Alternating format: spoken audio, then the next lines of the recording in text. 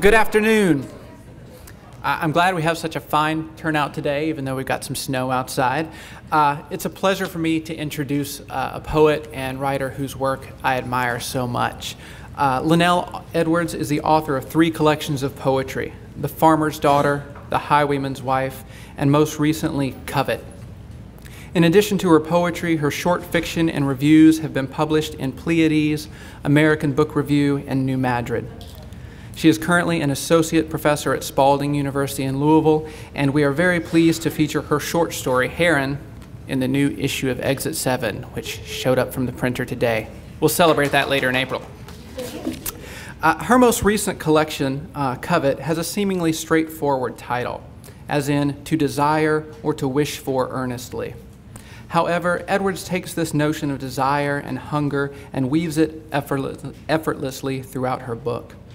As readers, we see this theme play out in the often overlooked and familiar moments of our lives. The blisters and backache of raking leaves, the heavy silence before a storm, or the way our children so recklessly abandon their bicycles wherever they may fall. Ultimately, as readers, we are the ones left so covetous, so full of desire. We read these poems and see the weight a small moment can carry if we choose to look deeply and examine it. We are left in our often busy and hectic lives wanting more moments like these, wanting to see the world more like a poet. So please help me in welcoming Lynnell Edwards.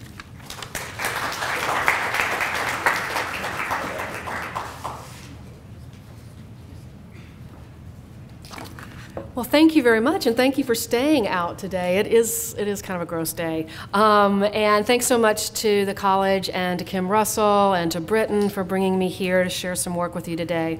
I'm going to start with a poem that Britton mentioned in his introduction. There are in this book a couple of sequences, which are poems that follow and explore similar material or a similar event. And there's a short series called Instructions for My Sons.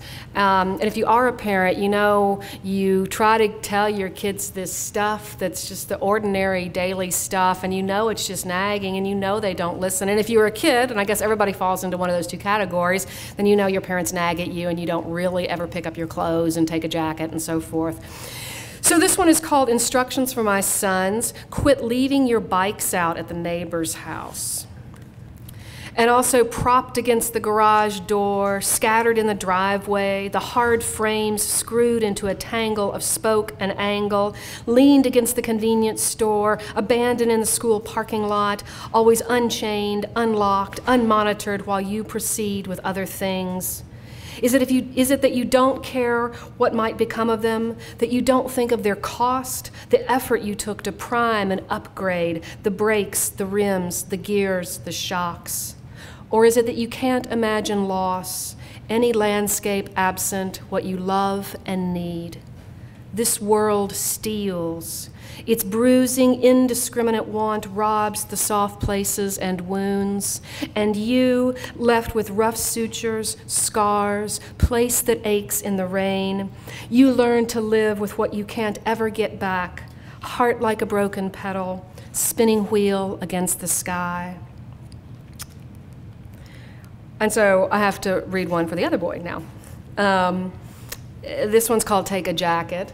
And this is precisely the kind of day that, you know, your teenage kid might run out of the house without enough clothes because it's cold out there, dang it. So, Instructions for My Sons, take a jacket.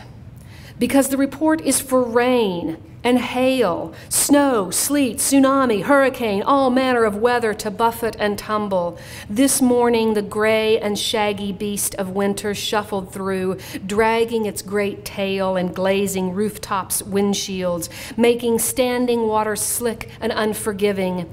Your bony wrists thrust from the sleeves of that thin sweatshirt will ache, and your slim frame, with no more padding than canvas on tent poles, will clench with each honed breeze. So take a jacket, a scarf, fit these wool gloves. I know they itch over each finger. Keep your head bowed, heading into the wind, and your collar high. Button and zip yourself out of danger. Do you watch the skies? Read the paper? The 5-day forecast is for flood, earthquake, cataclysm of locusts, reptile, salt, apocalypse of end time, and you wearing only your favorite t-shirt and sandals, flying low just ahead of the avalanche. I'm going to read another poem about that same boy that was written a little bit earlier. This is from my second book, and The Highwayman's Wife. And I guess I must be thinking of both a lot these days. They're both in college now. This poem is called All I Know About Love. And when the boys were in middle school, they loved that show Fear Factor. Did you all watch Fear Factor? Okay, so know that Fear Factor, if you love that show, it appeals to your inner middle school boy. You know, you have to eat bugs and stuff like that. And there was an iteration of it that was all female, which is just kind of atrocious, really. And my son was watching, he was about 5th or 6th grade or something, and I should have intervened as a proactive mom and said, you can't watch this. I mean, it's, women and they're, down in their halter tops and eating reptiles and who knows what all. But instead, I slunk off to write the poem. And I knew there was something wrong with this show because I heard the host of it say to the 5 finalists there, he said, let's take off those pants and get into the box of reptiles. So that was going to be their challenge. It required no pants and a box of reptiles. All I know about love. And it must start somehow with reptiles and women wearing pansy-colored halter tops, taking off their pants and squealing, whether with delight or fear, the casual viewer cannot tell, but must himself decide which babe can earn the most points by retrieving the most gold coins from the bottom of the reptile box. Son, a good woman will not take off her pants because you ask. Will not auction her shame for shiny objects, will not bite the first sweet fruit you dangle at her lips. And though I cannot save you from the angle of hips slipping forward, the slope of a shoulder under moonlight, a tangle of hair spooling like silk through your hands, all I know about love does not contain a reptile box, race toward reward, points awarded, the last one standing. And what slight difference you will someday divine between fear and delight, hold tight when the world cracks open, shows its black box of desire, its treasure of petal, earth, bright fang. And like I said, I wrote that poem when I guess my son was in 5th or 6th grade. And several years later, when he was 16, I guess, I gave a reading, and I read that poem, and at that time he had his first serious girlfriend. And I just about cried. I was just about, oh my gosh, he really does have a girlfriend. Because at the time he was too young, 5th grade, you know what that's about. But then it hit me later. I'm going to read one more poem from here too, since it's kind of seasonal. Actually, I'm going to read a couple poems about weather because this is the time of big weather in Kentucky. We get all kinds of weather. And this actually came from a newspaper story, and it was one of those crazy tornado stories about a guy that had been a little boy had been picked up and dropped somewhere safely, and there was a tornado there. And this is part of a series of poems that appears in this book that was one written for each month. So all of them kind of have this sort of seasonal or occasional feel to them. And the title is, it sounds like a newspaper title, Twister Takes Up Teen, Lives to Tell. Just after 9 and the boy already dead asleep, exhausted from a turkey shoot at dawn, he falls into sleep mute and deep as roots in dirt. Out back, his parents clean up the barbecue, first warm night since the time change, see off the neighbors down the way, their backs turned to darkness hunched on the horizon. Inside, quiet, the last dim light becoming strange. Then we heard a kind of roaring, like the air conditioner come on, and all of a sudden like, hail sharp as buckshot against the shutters, fingers of trees clawing at the windows. Then the door just blowed off its hinges, sails into the front room like a sled down the winter slope. They remember the boy and scramble through the darkness, pull against the suck of pressure, all gone. Walls, roof, bed, second story, clean as a cleared field. Instinct sends them back down the stairs to a rattle and bang at the back porch, and mercy, there he stands, needing 19 stitches and a wet rag. But all right. I didn't know which way was up nor down, he will later tell reporters. He can't recall being plucked from his bed, tumbled like a rock over the creek bottom, his arms, legs, wild vines searching like the live pupil in a dark eye, tossed out into a country strange as Oz, cars balanced in the narrow forks of trees, a single straw driven through a plank of fence, a man's tool shed intact while the barn attached splintered. The boy's own bed frame, mattress, found 350 yards away, unscarred. I don't know how long I was in there, the newspaper will record. I didn't know what was going to happen to me. It's storm season, son, April surge of wind and bone. What did you expect? So, getting caught up in a twister, I think I want to read now, just for some of you who are also writers and think about how images enter your work at different points in different ways. This poem, which was written, I don't know, it was written in Kentucky maybe 5 or 6 years ago, has an image of vines in it. And that image found its way, because I wanted to read this poem, which the art students and the poetry students worked with on a really lovely broadside. That image of vines worked its way into this poem and also in another poem in here. So I don't know if vines are somehow subliminally important to me, but it was interesting to see it reappear here. So this is, my friend plays old-time music in my kitchen, and again, this is really lovely. I'm touched to have the work showcased like this. My friend, this is actually a friend of mine who is an old-time musician in West Virginia, and he came to visit me and to do a reading in Louisville, and he's an awesome musician. And he was just tuning up in my kitchen, and I thought, oh my gosh, what a gift to have this musician just in your kitchen, just playing music. My friend plays old-time music in my kitchen, and a melody twists like vines claiming a low stone wall, a lattice of green memory when he draws the trembling bow against sharp strings.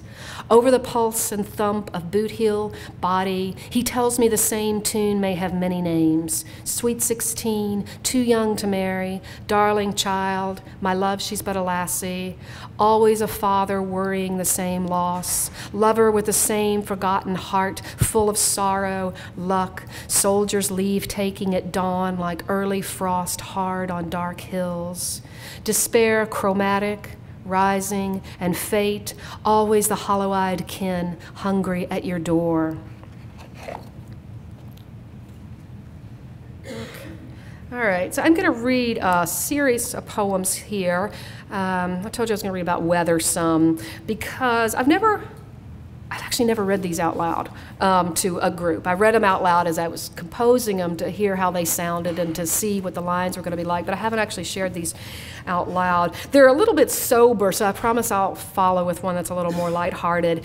But it's called Triptych for Early Spring, and it was written 3 years ago at exactly this time of year, which is when it's kind of rain, kind of snow, but there's maybe some little flowers coming up, and then it's really sunny, and then it sleets and stuff freezes, and you don't know what to do about your garden, and it's this really transitional, hard time that we get, I think particularly in Kentucky. So this is in 3 parts. Triptych for Early Spring. 1, thaw. The usual confusions of birdsong and snow pile, these lengthening days of thaw and freeze. Grind of snow sliding from the slate roof, plash of wet earth once frozen into trace of boot tramp, tire track, a slick of ice at the downspout's lip by afternoon liquid, and at the mailbox, spit of sleet against my cheek, metal clang of waiting. 2, wound. Winter now through it, but I don't see it until green, purling like blood at the pricked end of a finger, shines from a dark pot. So the questions of birdsong, erratic and startled at the end of day, and lawns furred in lilac, white, brave bandage of snowdrop, crocus, violet, and at the curb the rose bush begging its necessary violence, the brittle canes hacked into bloom. 3. Pledge.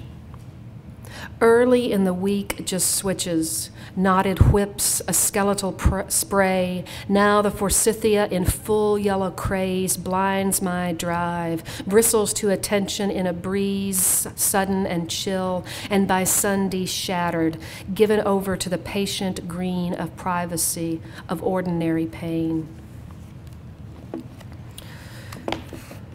So something with a little bit less sober and ominous sounding. 30. This is a poem, it's called Reporting Live, and it's a poem about urban wildlife. So in Louisville, as in many urban areas, we have, you know, the wildlife coming closer all the time, coyotes and deers and all sorts of things. And a couple of years ago, actually February 2010 is the epigraph here, they had sent a young news reporter out to a park in suburban Louisville where they had had spottings of coyotes, and they had sent her to report on it. And it was kind of getting dark. It was like 6 o'clock or 6:30 live or something, and she was getting freaked out.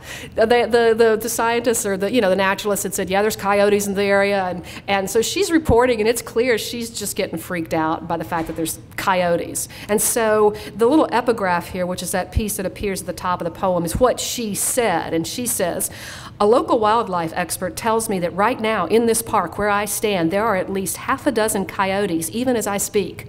And it's pretty much all she could do to hold it together at this point. So this is Melanie Kay, reporting live. My dear, the wild is ever all around us, as these woods blacken into twilight dim, and the winter night shrugs a long, cold sigh. The legion of fang and claw begins to flex, begins to shine.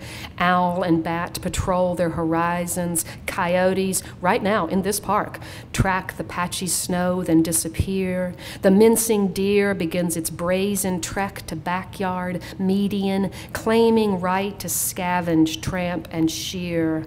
What did they teach you in broadcast school? Do not venture from the yellow path, nor be distracted by poppy bloom, emerald glow. Leave a trail of pebbles, lest the birds annihilate your last known transmission with their sharp and pecking hunger. Beware the smiling sound guy, new to the on-location crew, who at first howl would just as soon abandon you as lead you back to the station trailer. Canis latrans, American jackal, wild E. No matter the name, his sneer the same. Disregard for your microphone spotlight. Eye for the fringe on your bright red scarf. Taste for the shine on your glossed pink lips. Let's see. I'm going to read one more. Let me read this one. This one takes a little setup, but actually this is a good poem to follow, and I haven't read this one very much either. I'll set this up a little bit, and then I'm going to close with a shorter series of poems. When I was young, I was a talent show junkie. Man, I would get up on the stage and sing at the drop of a hat. So I was into the talent show thing, and you are looking at a state fair, a talent show champion right here. Anyway, anyway, on my meteoric rise to the top of Kentucky State Fair Grand Champion, I was on a little TV show in Lexington that was like some kind of youth talent spotlight or something, and that was, just a stop along the way. So this was my first time on TV too. It was my last time on TV, I think. Anyway, and this is just about that moment, and it's a curious little moment in my youth. And it's called camera obscura, which is an artist's device for looking at an image and it flips the image. And I don't exactly understand how it works, except that it flips the image through projection. and it's called Camera Obscura. And so this is about my waiting to go on here. Camera Obscura. Black box of the studio, and I am the subject in the light. My television debut, 5th grade, local winner of a talent show. I am Alice, singing 12-bar bits from the musical, clever medley and hand motions too, on a smooth and silent sound stage. Bright spots hot, my thick hair pinned, all around dark. Wires and mics snaking into shadows, the on-air sign winking red, then steady. To one side, a serious girl waits with her flute. A young boy scuffs his cowboy boots. My mother motions for me to smile. And then I am the rabbit, and I am Alice, pinafored and bored, smiling and singing, follow me, I'm late, to the camera's wide and darkening eye, tumbling in upside down and small, tumbling out into the world. So I'm going to close with a series of poems called Sweet for Red River Gorge. And I don't know, how many of you spent any time in Red River Gorge? It's on the other half of the state. Some of you. It's, of course, very different country in eastern Kentucky than it is here. And because I lived in Lexington and central Kentucky when I was younger, I spent some time in Red River Gorge. And then as an adult, went back there with my husband and camped and hiked and so forth. And so these poems came and recall and reflect on that time. Just a few years ago, I spent there hiking with my husband and reflecting on some of the natural features. I'll read these through, and then I would love to answer any questions if you'd like, or I can talk to you after the show about anything you'd like, or sign books. And again, I would love to take some questions if you'd like to ask anything. So the first one here is called Lover's Leap, well, I think these are all pretty self-explanatory. Lover's Leap. Darling, I could never jump, cannot even go near this shifting sandstone edge without a sink and swirl in my gut, sudden shallow panting and damp brow. At first whisper of dizzy breeze, I grip the wind-blistered branch of scrub, clawing the limestone face, gasp at the straight-down view, the gray veil of mist sifting across crenellated green. There are leaps like this in every high and wild place where the signature ghosts remain. An Indian maid's face unraveling in a waterfall's eternal surge. A river current singing the names of drowned and traitorous love. Wheeling shadows on a red canyon wall of two pitched to misplaced bliss. What difficult trail did they travel to get to this point? Did he and she step in silence, one before the other, twisting through rough brush, lifting their bodies over a blunt rock ledge?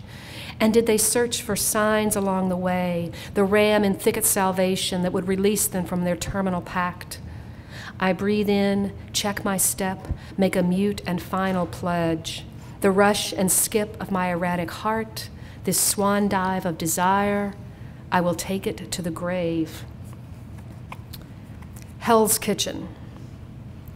In fact, it is hell to get to. Bad signage, a backtracked trail, then bushwhacking down a steep pitch, pine needle slick to frenzied shallows where sandstone shoulders hunch above a boggy shore. We splash through where the log flow once banged and rocked into jams, choked in the narrows of Swift Camp Creek. We check the book for our location, certify our position against the photo's perspective, smug that we have not mistaken bare pen narrows, the easier route for the original Hell's Kitchen. Here, men would set a pot of coffee firing on the banks, make camp, wait for the upriver ruckus to roar past.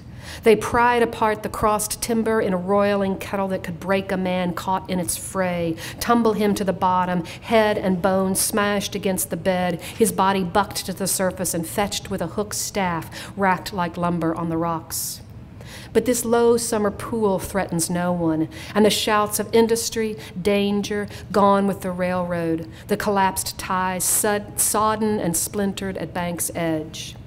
We consider the best path to our next point of interest, D. Boone's hut and the hidden still, though ahead we see the truth. There is no good way out, deep water ahead, a sheer sandstone face insisting on either side, only the same stony road of good intentions. Whistling Arch, which is an arch in formation. Here, geologic time tumbles from the sandstone face in great slabs of rock, progress marked on some same clock, keeping pace with glaciers, the passing of comets, volcano formation. The stone's lonely O frames mountaintop, dark gorge, catches a patch of white sky in its aperture. It shows where time was and now past, sings its only hymn to a congregation of centipede and snake, blackbird perched on an ancient laurel, trillium unfurled, its pale ear pressed to the stars. Thank you.